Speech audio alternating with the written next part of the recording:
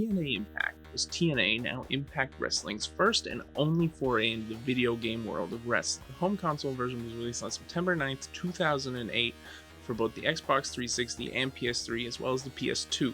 The Wii version came a week later on September 16th. Then after a near 2-year gap and a developer change, TNA Impact Cross the Line came out for both the PSP and Nintendo DS. I will be focusing on the PSP version for today's episode. Originally developed by the now defunct Midway Games, creators of Mortal Kombat, NBA Jam, and WrestleMania the arcade game, the port was done by Point of View Inc. and published by South Peak Games. That's almost as many names as 2017 Impact went through. Now, a few little notes about this game and its glaring issue. It's pretty outdated.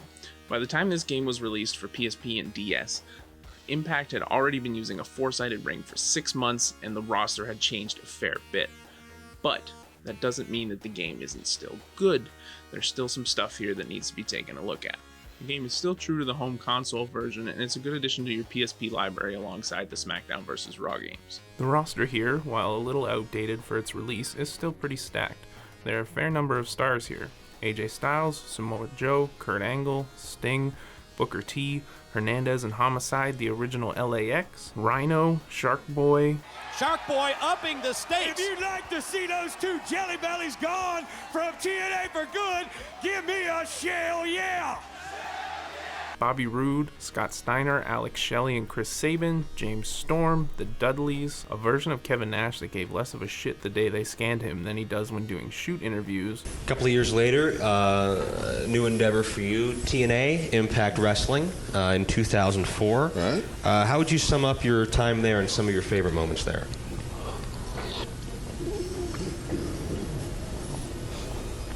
I bought a really sweet 05 GT Mustang convertible. It was the first black with red interior in Florida.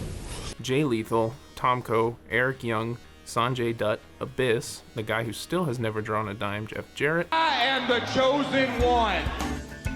He broke 6,000 guitars, never drew a dime. And then there are a few new additions in Mick Foley, Petey Williams, Consequences Creed, and both commentary guys Mike Tenay and Don West, as well as all of the jobbers you face in story mode. Speaking of modes, there are only two, Exhibition and Story Mode. Exhibition is exactly what you would think it is. This is your way to pick up and play. Now there are a lot of match types in here to keep you occupied though.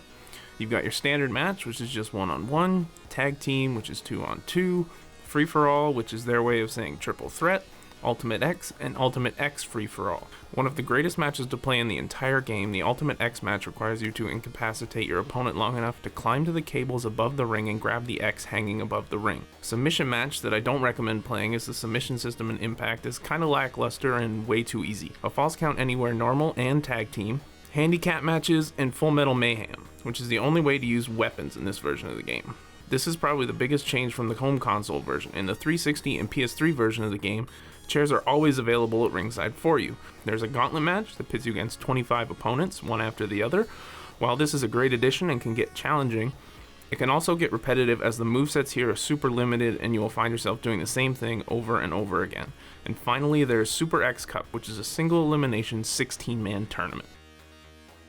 The story mode is almost identical to the home console version. You are Suicide, a rising star in TNA wrestling.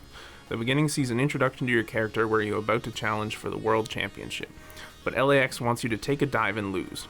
After saying screw that and winning, you leave the arena where you are ambushed by LAX. After the ambush, you are dumped in Mexico beyond recognition and are about to be fixed up by some sketchy doctors. And when I was finished with him, came my unrivaled trademark finale. The DOA, a finisher so lethal that no one's ever gotten up from it. No one. TNA had no choice but to give me a title shot. I earned it. Then, backstage politics reared its ugly head. You think you got a title shot, huh? Well, back up, son. Guess again. This is how it's going down, Trump. It's real simple.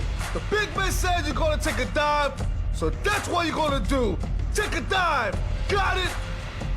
Take it easy, guys. All right, I'll do it. Screw that. There's no way I'm taking a dive on this title shot, especially on national television. Ladies and gentlemen, we have a new champion! I destroyed him. The crowd went wild, and I was on top of the world. Man, that was the greatest moment of my life. But this next moment, not so much.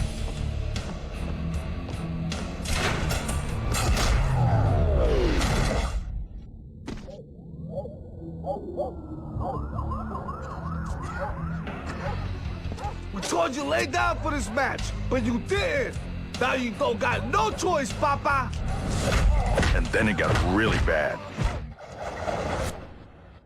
So I wake up in this rat hole, not knowing where I was, how I got here, or worst of all, who I was. All I know is my face feels like hamburger. Ah, sí, he is away. Es un milagro. You must have angels that watch over you, senor. You shouldn't even be alive. Senor, don't worry. We are going to help you.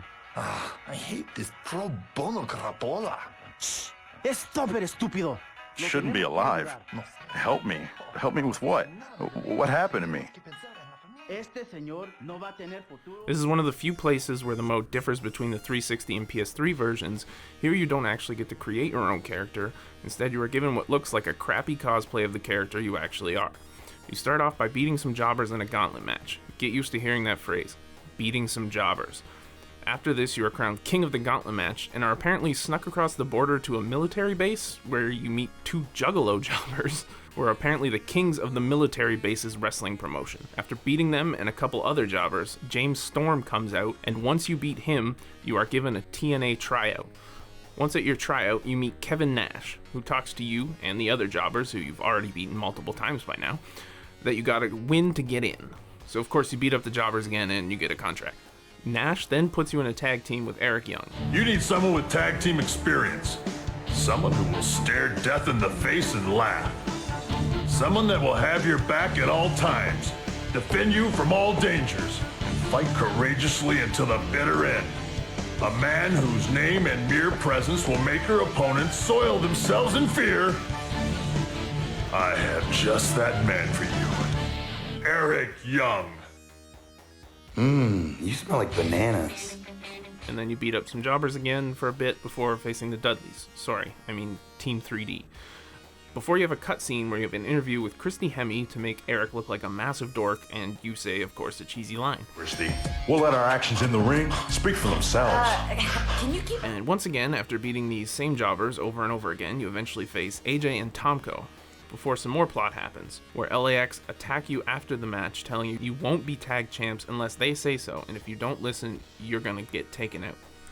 You start getting your memory back a little bit, and then Nash says, come to Japan. In Japan, you surprisingly only face the jobbers twice before facing the Motor City Machine Guns.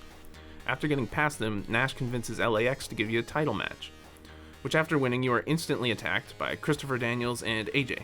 Daniels tells you to pay homage to the big man, before Nash comes out for the save. Fortunately, you instantly have to now vacate the titles because apparently AJ's dropkick is so strong it injures Eric Young. You now enter the X Division, where of course you face the same jobbers from before. Eventually you face Shark Boy before Christopher Daniels shows up and spouts some edgy shit. Then back to facing jobbers and then Chris Sabin. This time AJ comes out after the match and you have a match with him right away. Samoa Joe ominously shows up after this. And then randomly you start having Ultimate X matches against jobbers for a bit. I don't know why.